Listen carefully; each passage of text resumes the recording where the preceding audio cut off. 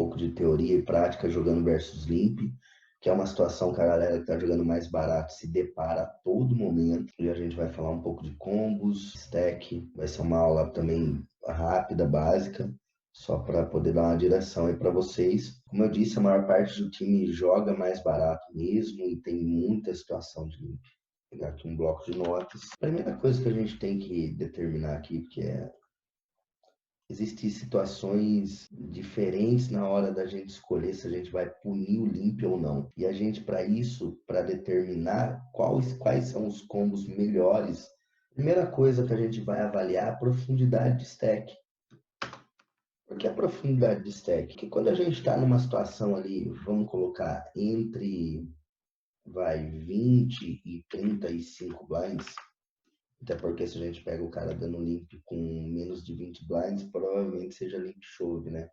Então acho que a gente só vai poder punir ali o topo do range mesmo e mais nada por blefe, né? Porque acho que não tenho certeza, precisaria fazer um filtro disso daí e juntar dados para poder realmente saber se o EV é negativo. Eu acredito que seja negativo. Vamos falar então de situações ali de 20 a 35 blinds. E quando a gente está jogando esse stack, nós podemos escolher top pair. Esse é o primeiro ponto. Quando a gente está jogando um stack menor, uma profundidade menor, eu até enxugaria, colocaria aqui, vai 30, nem 35. A gente quer escolher os combos que a gente vai punir com mãos que flopam top pair. Quais os exemplos disso? Eu vou pegar aqui alguns exemplos como esse valete, vou pegar aqui, obviamente, o Ás Dama, vou pegar basicamente as brothers, Rei Valete, tanto off como suited. A intenção aqui é uma só, é jogar mãos que flopam top pair. Valete Dama, eu vou tender mais a esses combos, as brothers. E quando eu estou jogando acima de 30 blinds, eu diria até, galera, para vocês, esse stack já é o stack mais chato de determinar assim, o que a gente vai fazer para punir limp. E a gente não vai ficar encontrando tanta situação assim quando a mesa tiver num average de 30 blinds. A gente vai encontrar mais limp com uma frequência muito maior, principalmente early game, que a galera tá tudo ali 80, 100, 120 blinds deep, 150 blinds. Essa é a grande realidade dos limps, dos limpers. Então, acima de 30 blinds, a gente já vai poder estar usando esse pensamento de punir com mãos de equidade robusta. Vamos punir com mãos de equidade robusta. Basicamente, mãos que jogam bem pós-flop. O que eu quero dar de exemplo com isso? Eu vou pegar aqui alguns exemplos. 10 valete suited, e aí eu já vou eliminar um pouco, não tudo, mas eu vou eliminar um pouco da parte off. Por exemplo, eu já não vou punir valete dama off, rei valete off, eu não vou punir com essas mãos. Eu ainda tenho uma tendência de punir com ás valete off, mas o restante não é bom de punir. Então, 10 valete suited, um valete dama suited, um rei valete suited.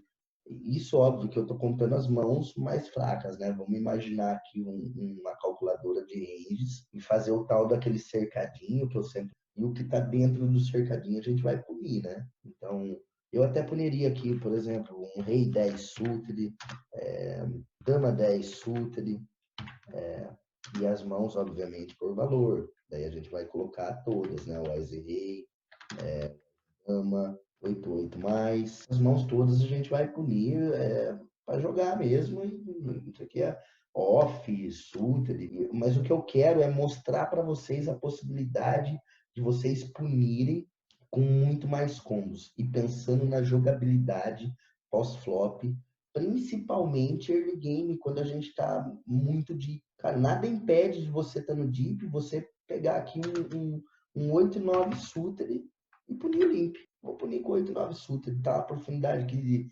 150 blinds, minha mão tem uma equidade robusta e eu vou conseguir jogar bem pós-flop 8-9. Às vezes a gente encontra uns caras que limpa toda hora, paga para acertar, e quando não acerta já desliga de imediato. Então eu uso todos os ases para punir quando eu percebo que o cara é desse jeito. Os combos suítes, quase todos. Eu acho que os combos de ases suites a gente pode usar numa frequência maior quando a gente está acima de 30 blinds. Ou quando a gente está lá. Quando eu falo acima de 30, é acima mesmo, é tudo. 40, 50, 60, 70, 80, 90, 100, 120. Eu acho que a gente pode pegar todos os ases suites e punir. Mas eu já não faria isso com todos os ases off. Uma outra estratégia que eu uso na hora de punir o limp é eu abriria essa mão, eu faria raise first com ela dessa posição. Então, esse é um outro pensamento que eu uso. O que eu quero dizer com esse exemplo? Eu tenho um ICE 10 off com 80 blinds no middle game do TG1 e o TG faz limp. Eu vou punir com esse ICE 10 off? Não, eu não vou punir. Por que eu não vou punir com esse ICE 10 off? Porque eu já não faria nem open raise com ele. Na verdade, ele é o bottom ali do open raise, mas eu tenho cortado. Então, eu só quero usar isso de exemplo para vocês. É uma outra coisa que vocês podem fazer. Eu faria raise first com esse combo dessa posição. É uma outra coisa que a gente também pode estar usando. Uma outra coisa que a gente também tem que determinar a size que vamos utilizar. Position, OPR. Posição, eu tenho feito é pegar a minha size padrão. Estou fazendo ali size padrão de open raise. Sei lá, vamos dar um exemplo. Estou fazendo aqui 2.1, se eu não me engano, que eu utilizo hoje. Tem uns quebradinhos lá que eu coloco. Então eu vou fazer 2.1 mais duas vezes. Eu vou acrescentar mais duas blinds.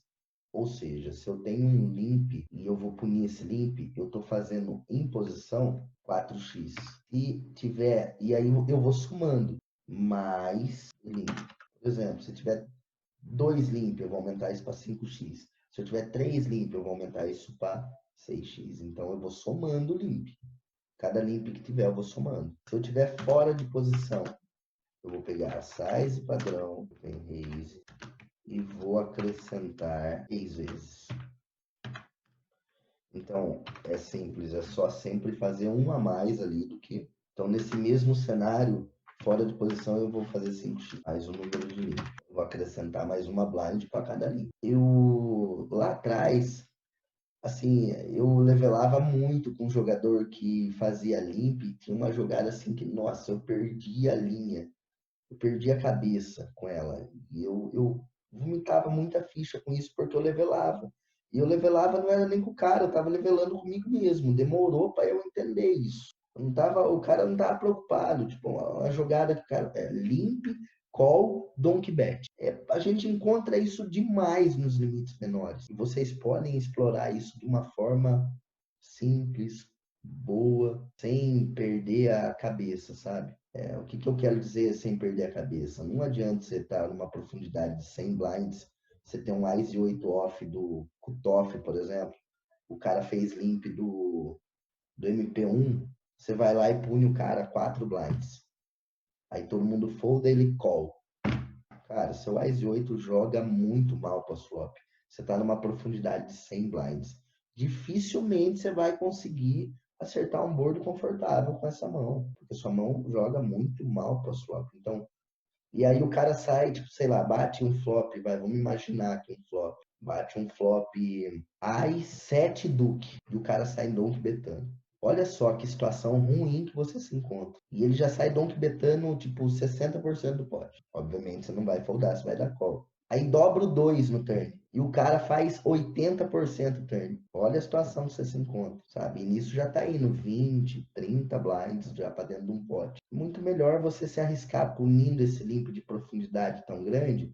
Muito melhor você se arriscar punindo com 10 valete suited, que vai ter chance muito grande de flopar nuts, de você chegar bem numa situação de river. Você não está jogando mãos que flopam top pair. Então, é uma questão de avaliação, de profundidade de stack. E para tudo no poker, a análise pré-flop tem que ser essa.